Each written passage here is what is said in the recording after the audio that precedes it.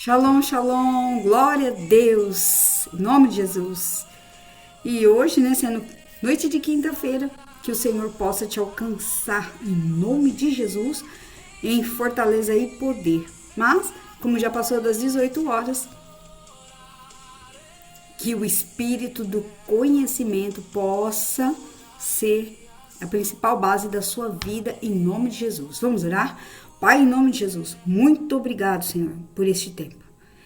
Tudo que o Senhor tem feito e falado e nos instruído. Pai, guarde, Senhor, a nossa casa, guarde a nossa família, Pai. Guarde, Senhor, tudo que nos pertence. Finanças, negócios, projetos, sonhos. Guarde, Senhor, a nossa paternidade espiritual. Guarde a vida do nosso apóstolo. Guarde também, Senhor, a vida dos pastores, profetas, intercessores. Guarde, Senhor, a casa e a vida de cada um, Senhor, que vai ouvir essa ministração. Que o teu santo óleo desça, Senhor, curando, sarando como um bálsamo todas as nossas estruturas, Pai, espirituais. Pai, nós somos um espírito que possuímos um corpo e uma alma. E como espírito, nós precisamos nos conectar ao espírito de vida que vem através da tua santa palavra. Pai, nos livra, Pai, do engano, da visão distorcida, da confusão dos pensamentos, da ira, da inveja e das línguas maldizentes. Pai, perdoa, Senhor, todos aqueles, Pai, que não compreendem o que fazem e muitas vezes nos desprezam, nos menosprezam e usam as suas línguas, Senhor, para difamar o irmão. Pai, nos livra, Senhor, dessas línguas. Meu Deus, em nome de Jesus. A tua palavra, Isaías, fala que nenhuma palavra que sair da minha boca pode voltar vazia. Por isso, Senhor, nos livre, Senhor, das palavras que as pessoas têm enviado para as nossas vidas, as nossas lideranças, em todo o tempo, Senhor. Porque certamente essa palavra poderá voltar recheada daquilo, Pai, pelo qual ela foi enviada. Senhor, nenhuma arma forjada contra os teus filhos prosperará, porque, Senhor, esta é a palavra do Senhor para com as nossas vidas. Nos guarde e nos livre de todo mal, nos livre de nós mesmos e dos espíritos, Senhor, que são os inimigos da nossa alma. É o que nós te pedimos em nome de Jesus. Fala conosco através da tua palavra, Espírito de Deus, Espírito da verdade, em nome de Jesus. E essa semana nós estamos falando de conduzir a presença do Senhor para dentro da nossa casa. O Senhor, ele construiu o tabernáculo e o tabernáculo ele foi um modelo para que a gente pudesse olhar e espelhar a jornada de um cristão. Querido, nós somos cristãos, nós somos justos do Senhor. Abraão, quando ele estava orando por Sodoma e Gomorra, ele falou: Senhor, se tiver 10 justos, se tiver 9, 8, 7, 6, 5, 4, 3, 2, se tiver um, o Senhor falou: Abraão, querido, se tiver um, eu vou salvar. Então, queridos, nós temos que tomar muito cuidado, né? Muitas vezes, nós somos acometidos de orações feiticeiras. Que são orações feiticeiras, queridos? Orações feiticeiras é quando o próprio irmão está orando para que você caia. E se ele tiver uma oportunidade, queridos, já vimos isso, ele pega o telefone com aquela falsa compaixão e vai mandar mensagem lá por irmão: tá vendo? Olha, o pastor não cuida mesmo. Eu cuido, mas ninguém quer pagar um preço, né? Hoje nós vamos falar um pouco mais da arca da presença e vamos entender qual que é a consequência de muitas coisas que nós fazemos sem pensar. Essa é uma semana de trazer a presença de Deus para dentro da minha casa. Amém, queridos? Continue buscando, orando. Nós estamos nesse processo de separação, de louvor, de busca da palavra, de busca pela presença de Deus. Esse é um anseio que tem que ser da nossa alma. A nossa alma precisa do Eterno. A nossa alma precisa do nosso Jesus. A nossa alma precisa do Santo Espírito de vida. Outrora o Pai fez todas as coisas. e ele enviou o seu filho Jesus. Jesus já fez todas as coisas na cruz. E aí Jesus estava para subir e os discípulos falaram: não nos deixe sozinhos, nós não saberemos o que fazer. E ele falou: eu volto para o Pai, mas eu não deixarei vocês órfãos. Deixarei o Espírito de vida, o Espírito da verdade, que será um consolo para a vida de vocês. Então nós precisamos viver nessa essência poderosa do Espírito do Senhor de vida, que ele nos traz o quê? Discernimento espiritual. Queridos, nós como cristãos, justos do Senhor na terra, precisamos do discernimento espiritual em todo o tempo. Isso aqui é muito importante. Porque quando você tem um discernimento espiritual, de nada você é discernido. Você está olhando, você está vendo, mas você é justificado pela palavra do Senhor. Amém? Nossa palavra de hoje está em 2 Samuel. 2 Samuel, capítulo 6. Bom, terça-feira nós falamos, foi terça, né? Terça-feira nós falamos da questão da arca, aonde Davi estava ali,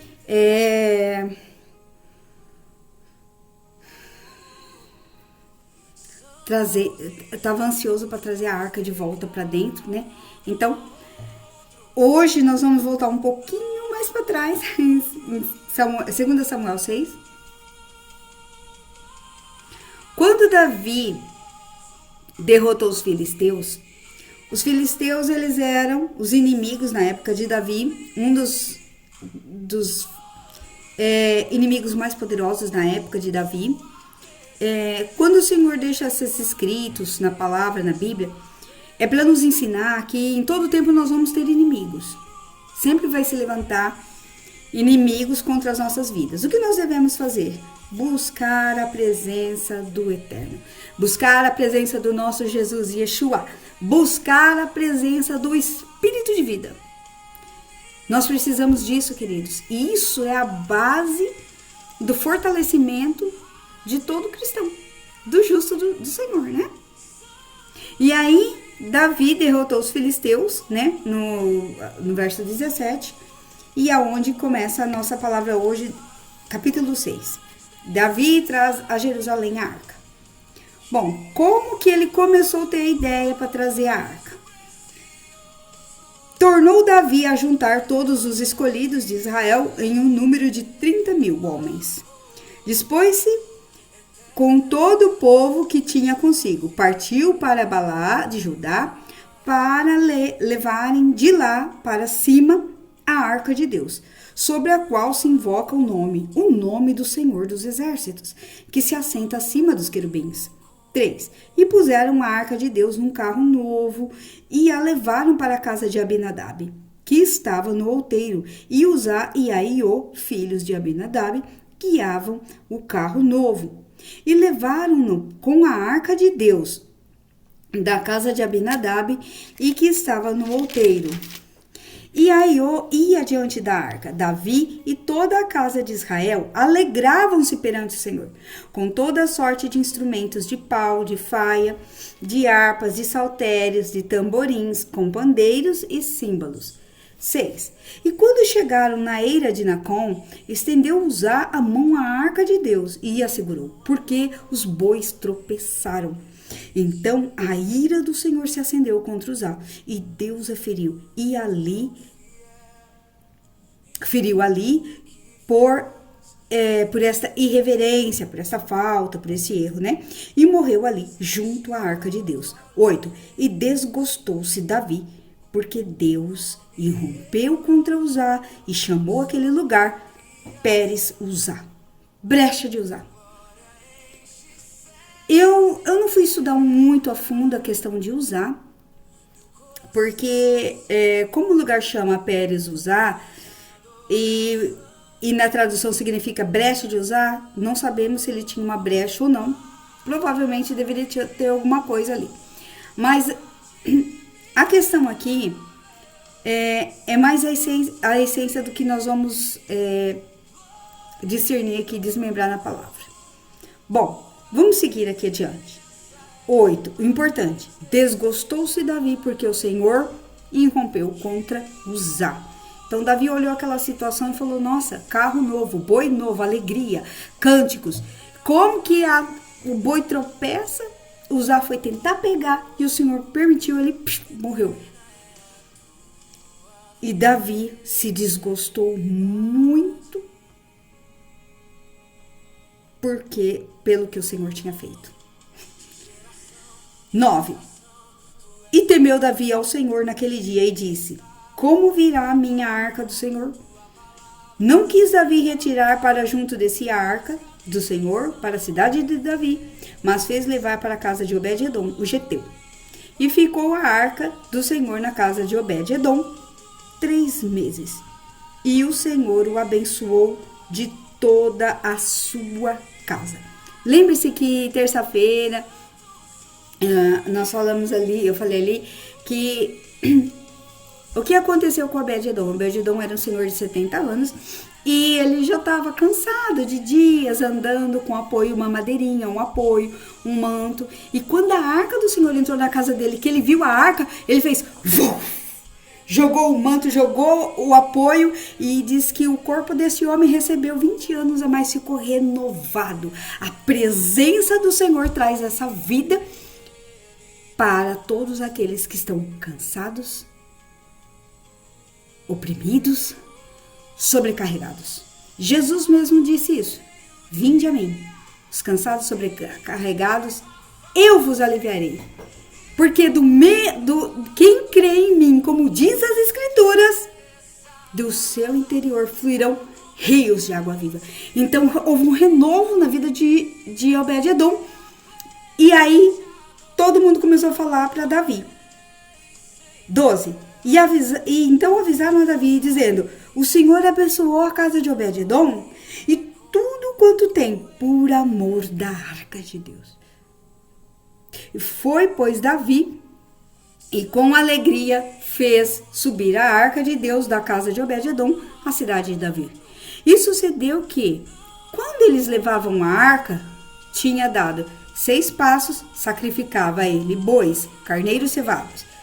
Davi dançava com todas as suas forças diante do Senhor, e estavam cingidos de uma éstola sacerdotal de linho puro.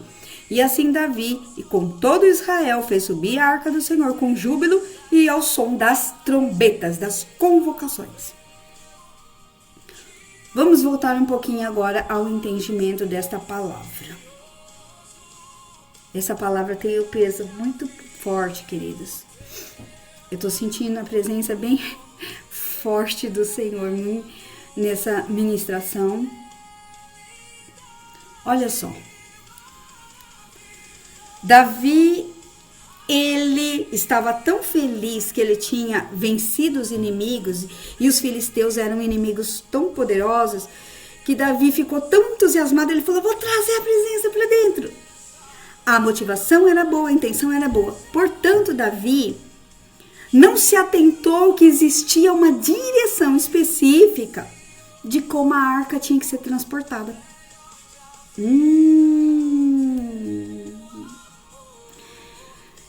E em Números capítulo 7, verso 9, havia uma direção. Qual que era a direção? Quando o Senhor falou assim para Moisés: Moisés, pega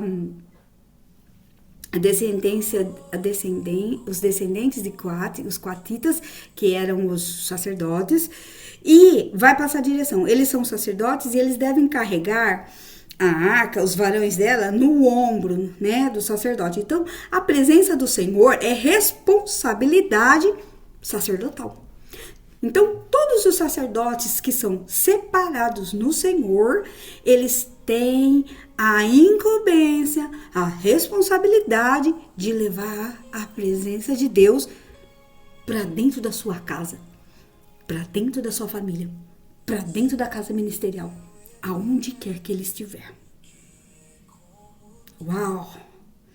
Tem 5 anos, queridos, 5 anos que eu faço uma faculdade, acabando agora, encerrando, para a honra e glória do nosso Deus.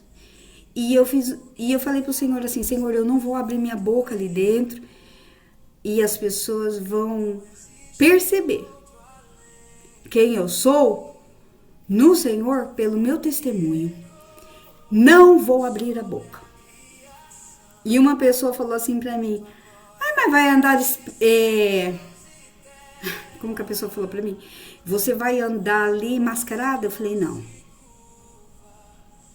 Se eu, dentro de um centro acadêmico, se eu não ser um testemunho do meu Cristo, sem abrir a boca, em um ano, no primeiro ano ninguém percebeu nada. No segundo ano, eu dei um deslize, porque teve uma apresentação de um trabalho e podia escolher qualquer filme. E eu acabei escolhendo o filme da Cabana. E aí, a coordenadora do curso de psicologia, quando ela assistiu o meu trabalho, ela falou assim, não podia filme cristão religioso. Bom, eu não falei nada, ela percebeu, enfim.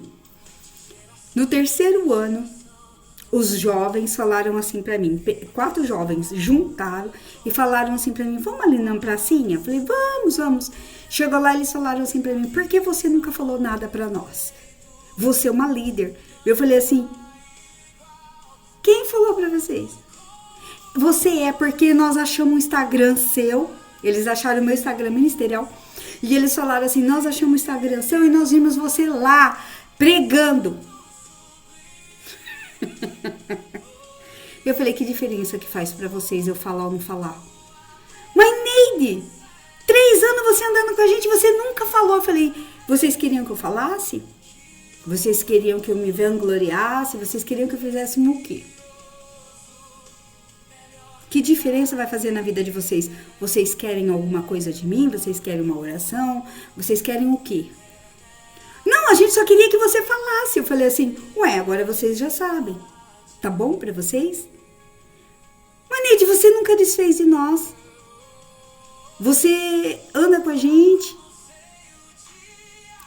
Agora a gente entendeu por que você nunca aceitava o convite pra ir no bar. Eu falei, não, eu nunca aceitei o convite pra ir no bar porque pra mim nunca foi interessante. Não é por quem eu represento, mas é porque pra mim aquilo lá não faz diferença nenhuma pra mim.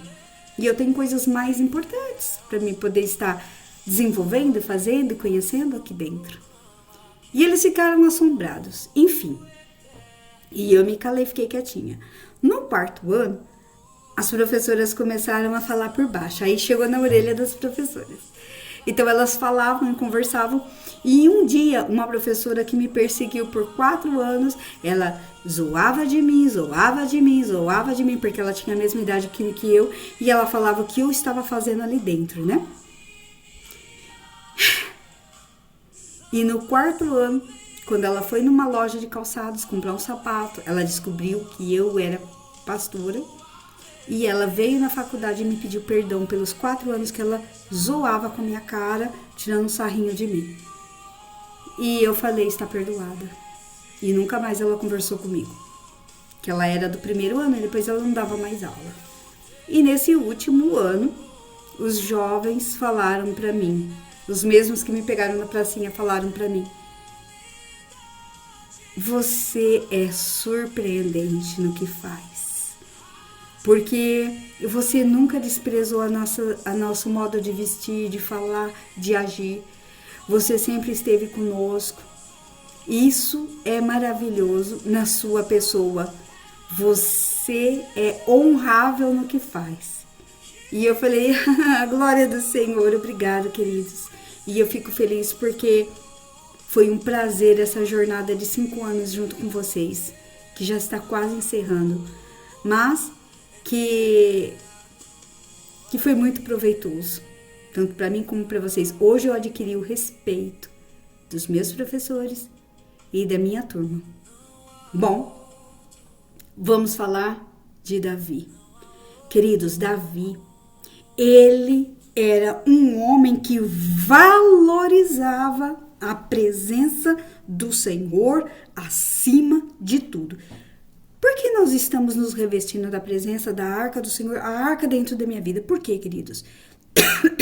Nessa semana, essa é a segunda semana. A primeira semana, nós falamos da palavra profética, que nós precisamos da profecia. Essa semana, nós precisamos entender por que a presença de Deus na nossa vida é tão importante. É tão fundamental na nossa vida. Davi, ele era um homem que ele valorizava a presença do Eterno acima de tudo. Em tudo ele consultava o Senhor, ele estabelecia todas as suas conquistas com base em 3 princípios. Então, tudo que a gente for fazer no Senhor, nós temos que ter esses 3 princípios, porque isso daqui, o Senhor deixou todos os escritos. Davi teve erros, Davi errou, mas ele tinha umas qualidades essenciais. Queridos, não é porque nós buscamos o Senhor de todo o nosso coração, somos justos e separados, que não vamos ter erro. Os erros são inevitáveis, porque a nossa natureza caída, do qual nós precisamos reconciliar com Cristo vivo. Davi, consultava e ouvia Deus. Todas as batalhas dele, ele consultava o Senhor antes de fazer qualquer coisa, antes de tomar qualquer atitude. Você precisa. Queridos, nós estamos nessa jornada rumo a Yom Teruah. Nesses 50 dias, nós precisamos consultar o Senhor e ter ciência daquilo que nós vamos tomar por atitude. Muitas vezes nós queremos tomar algumas atitudes, e isso é importante, mas algumas atitudes vão trazer consequências. Muitas ideias, muitas atitudes são nossas próprias. E muitas vezes nós erramos quando falamos assim, eu vou fazer, Deus é comigo. O Senhor fala assim, você me consultou? Se der errado, não fale que fui eu.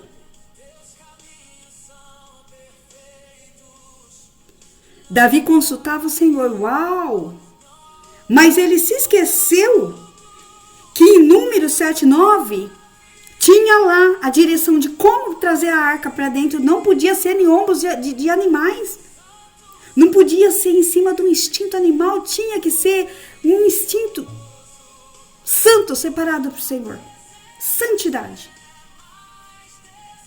E ele ficou com tanto medo que ele falou, olha, cada 6 passos um boi, uma oferta. Cada 6 passos uma oferta. E aí que ele viu, puxa, errei. Tinha como trazer. Até, acho que em Êxodo 25 também fala. Tinha uma direção específica. E ele falou, queridos, o nosso Jesus, o nosso Cristo, a graça manifestada, não estava ainda à disposição de Davi. Então, o Eterno seguia na direção das regras, mandamentos e princípios fundamentais. Não havia graça. Ele tinha toda a intenção. Queridos, a intenção era muito boa. Vamos trazer a arca. Tinha louvor, tinha adoração, tinha canções, tinha alegria. O que é? O homem morreu no meio de tudo isso. Como é que pode? Verso 8. Desgostou-se Davi, porque o Senhor irrompeu Uzá. Ficou decepcionado, ficou depressivo pela atitude que o Senhor tomou. Mas o Senhor trabalhou em cima do seu princípio, o Senhor trabalhou em cima do mandamento. Existiu uma direção. E aí ele falou, nossa, fui eu que errei. Davi consultava o Senhor e ouvia o Senhor, mas nessa atitude ele fez por conta. Quantas vezes, querido, nós estamos fazendo as coisas achando assim, eu tô carregando a presença tá aqui. Eu tô feliz, eu tô alegre, eu tô fazendo o que é bom. Eu tô fazendo o que é bom para a humanidade, para a sociedade. Deus está nisso? Foi consultado? Será que o Senhor foi consultado? Deus estava nisso? Senhor, eu posso fazer isso aqui? Não, mas eu sou de Jesus, eu oro, eu busco, Deus vai fazer, Deus é comigo. Esse é o erro da nossa humanidade. Nossa humanidade trabalha nesses erros sempre. E nós, como crentes do Senhor, fazemos isso o tempo todo. Nós tomamos atitudes achando Deus é comigo. Deus está à frente. Queridos, Davi consultava e esperava ouvir a voz de Deus. E às vezes a voz não vinha de uma vez. Ela demorava um tempo para processar. Davi estabelecia a estratégia conhecendo o inimigo. E ele não subestimava o inimigo. Será que o que nós estamos fazendo, queridos, não tem um dedo do inimigo aí? Nós não podemos subestimar. Deus é comigo, eu sou forte. Não subestime o vosso inimigo. Não subestime. Porque, queridos, quando a gente subestima o inimigo, caímos. Já perdemos. Queridos, Satanás e seus demônios, eles são estrategistas desde antes da fundação do mundo. Eles conhecem leis e princípios muito mais do que nós. Porque eles estão trabalhando em cima dessa legislação. E nós trabalhamos, no nosso sentimento. Deus é comigo.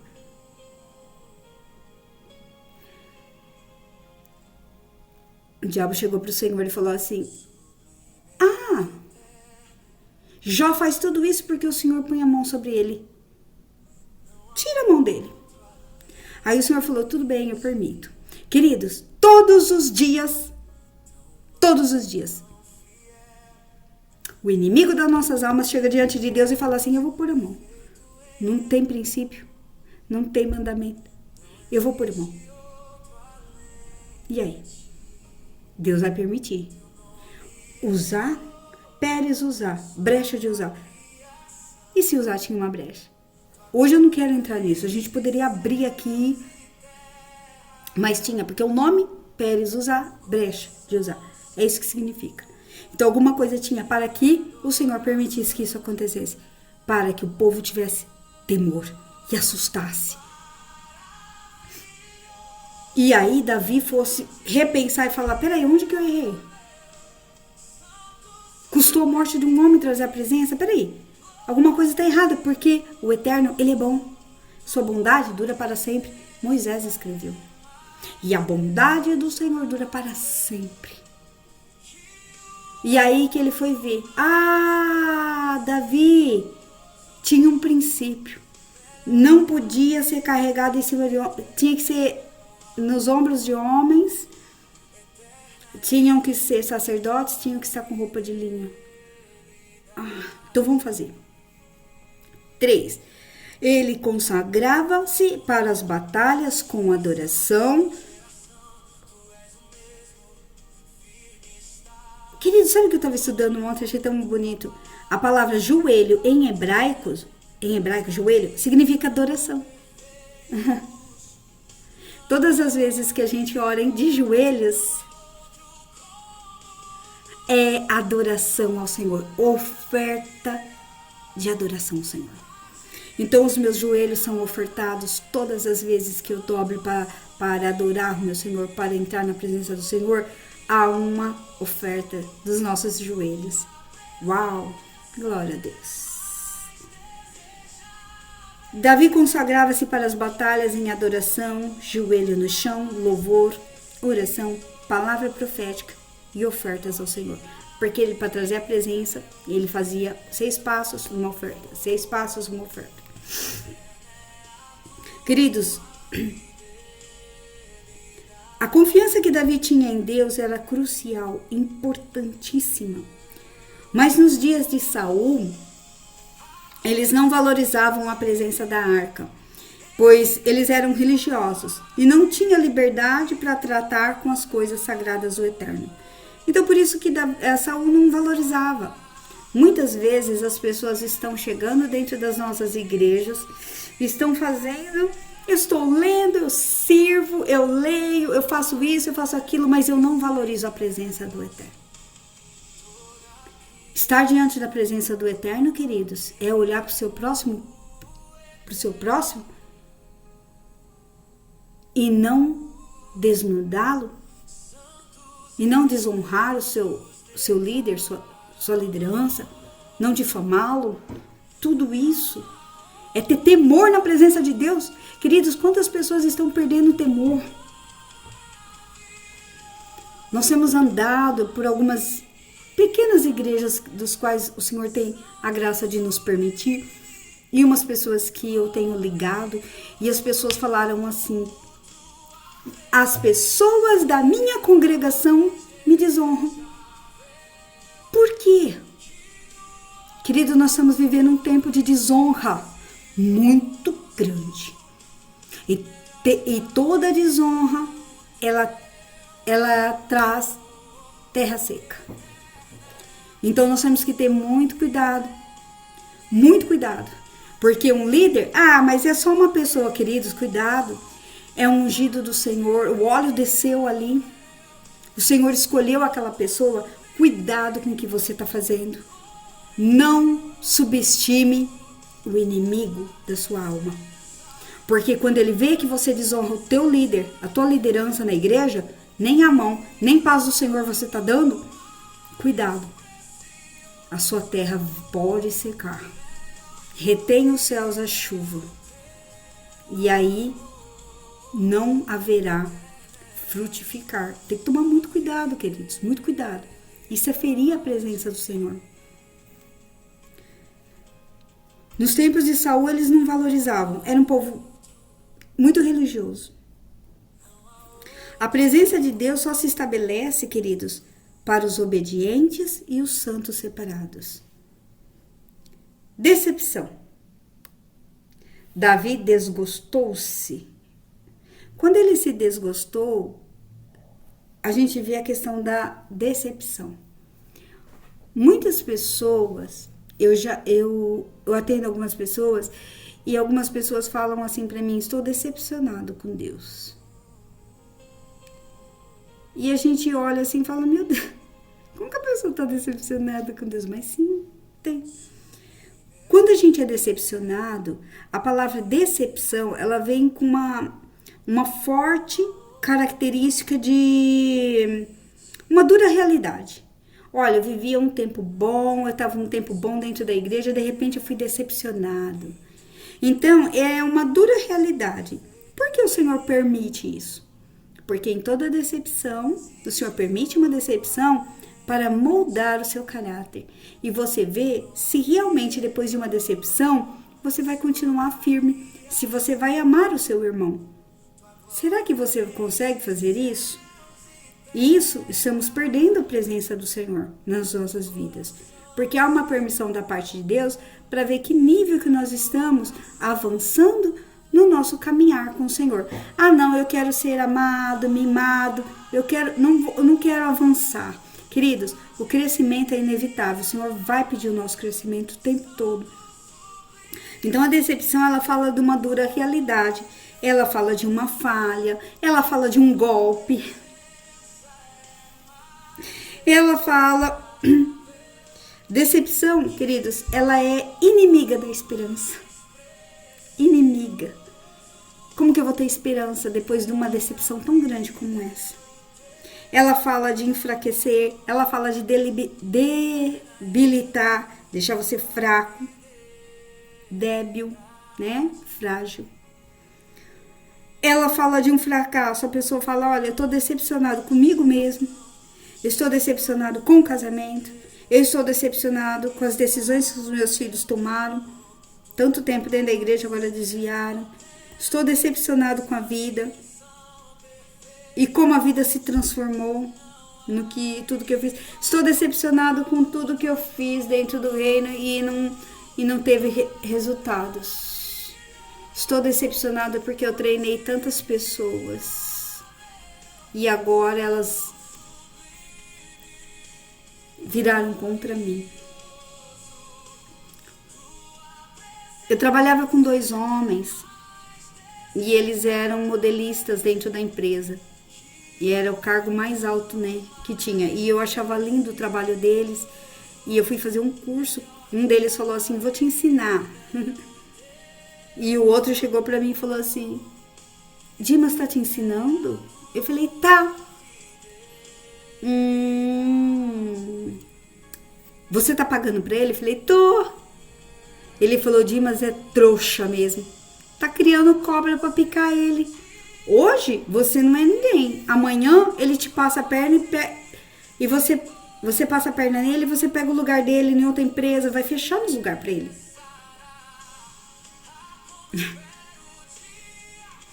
Então, muitas vezes, queridos, as pessoas se decepcionam porque nós treinamos pessoas, ensinamos pessoas e as pessoas viram as costas e vão ser mal conosco mesmo.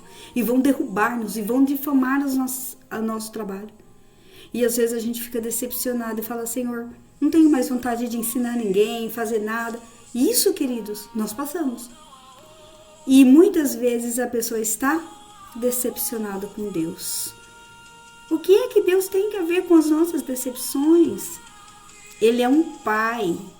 E um bom pai treina os seus filhos. Nós precisamos ter resistência, resiliência, paciência, longanimidade, os frutos do Espírito. Será que a gente consegue ter tudo isso depois de uma decepção? Bom, Romanos capítulo 5.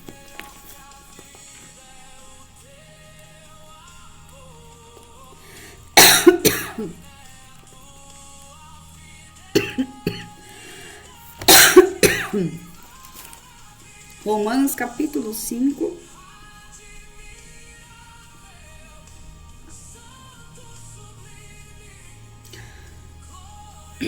Verso 1.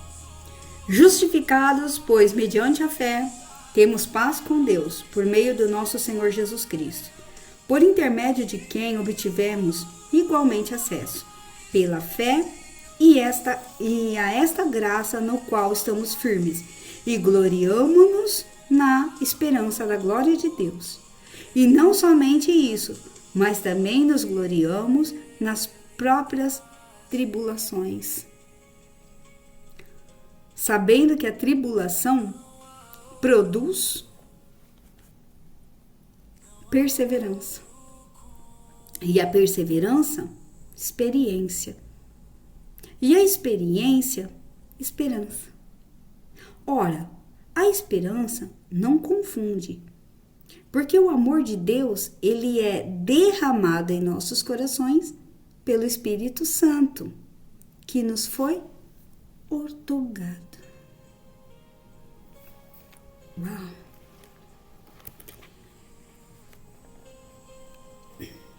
Nós temos que nos alegrar naquilo que o Senhor está fazendo em nossas vidas. Estamos desprezados, humilhados, derrotados, sei lá.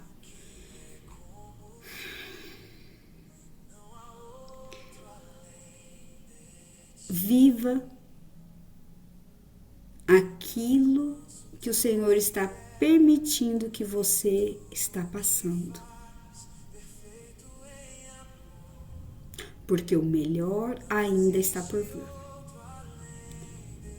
Queridos, somos experimentados. Jó perdeu tudo e ele podia ter negado o Senhor.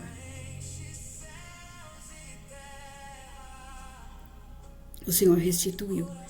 Se você está numa luta, se você está numa tribulação,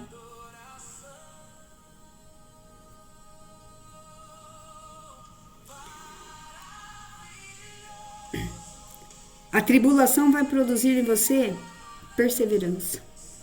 A perseverança, experiência. A experiência, esperança. Ora, a esperança não confunde, porque o amor de Deus é derramado em nosso coração pelo Espírito Santo, pelo discernimento que nos foi outorgado, dado, comissionado. Porque Jesus, quando subiu, ele falou, olha, eu vou deixar para vocês. Foi outorgado, foi liberado, foi autorizado. Amém, queridos? Em nome de Jesus. Deus ouviu os salmos de Davi, cantando para o rebanho. Davi cantava para o rebanho, que hora? À noite. Uau!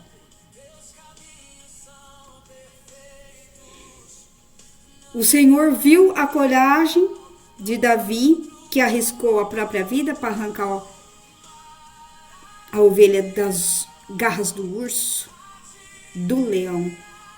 Mas Deus, queridos, discerniu o coração de Davi. Um garoto que cantava no escuro e lutava na luz. Oh, Pai querido, será que nesse momento de tribulação nós estamos cantando no escuro, ainda quando é noite, ainda quando o tempo está fechado?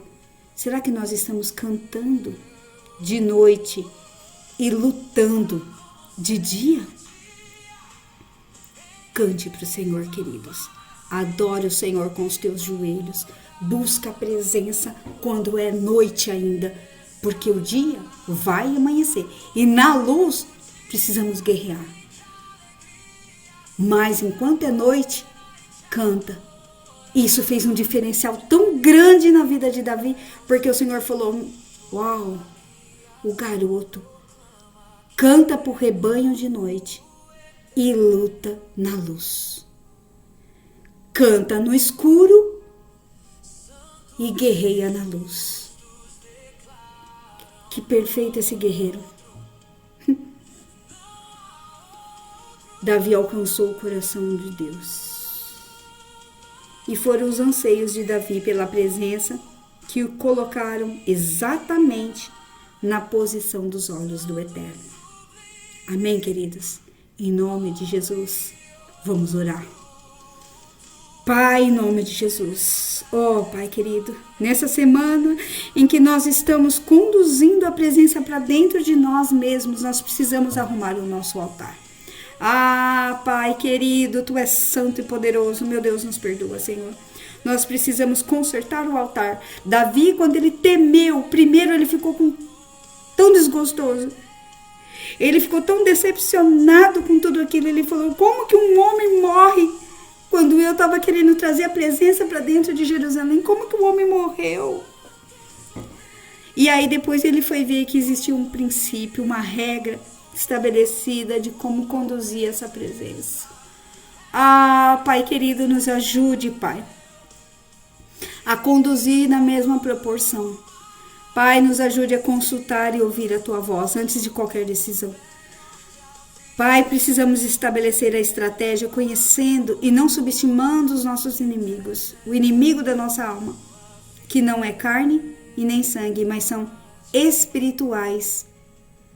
Pai, em nome de Jesus, nós precisamos nos consagrar para as batalhas com adoração, joelho no chão, louvor, palavra profética e ofertas. Nós precisamos, Pai, restabelecer o altar. Meu Deus, a confiança que Davi tinha no Senhor era o segredo crucial da vida dele. Meu Deus, que nós como sacerdotes e condutores da nossa casa, justos e crentes no Senhor, que nós possamos carregar a presença sobre nossos ombros, a responsabilidade, e nos vestirmos de linho puro, da pureza do Senhor. Pai, nos perdoa as nossas decepções, a dura realidade que nós não queremos enxergar, a falha, o golpe, porque a decepção, ela é inimiga mortal da esperança. Pai, em nome de Jesus, nos ajude. Nos perdoa, Senhor, porque muitas vezes nós falamos, fracassamos com tudo, na condução da casa ministerial, na condução da administração dos filhos, na condução do casamento, nas decisões que os nossos filhos tomaram. E fracassamos com o Senhor, estamos decepcionados. Nos perdoa, Senhor, porque a tribulação produz perseverança, e a perseverança, experiência, e a experiência, esperança. Ora, e a esperança não confunde, porque o amor de Deus é derramado sobre os nossos corações pelo Espírito Santo que nos foi outorgado. Nos perdoa, Senhor. Ah, meu Deus, em nome de Jesus, precisamos consertar muitas coisas. Nós precisamos entender que esses 50 dias, Pai, é um conserto pessoal de cada um com o Senhor. Pai, que nós possamos ser como Davi, que cantava para o rebanho, que tinha coragem para arrancar qualquer ovelha das garras do urso, do leão. Mas acima de tudo, que nós possamos alcançar o teu coração quando cantamos quando ainda está escuro em nossas vidas e quando lutamos quando a luz chegar. Pai, em nome de Jesus, que os nossos anseios pela tua presença nos coloque exatamente na posição dos teus olhos, que nós possamos ser escolhidos pelo Senhor, porque Davi, todos os irmãos foram revistos, mas apenas ele, que cantava no escuro e lutava na luz. Ah, Pai querido,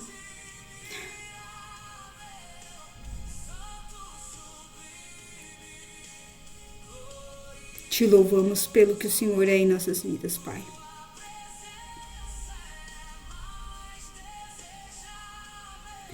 Oh, meu Deus, em nome de Jesus, a tua palavra fala: compre palavra, compre instrução, compre, porque isso é que nos vai levar diante do Senhor e trazer a tua presença para as nossas vidas.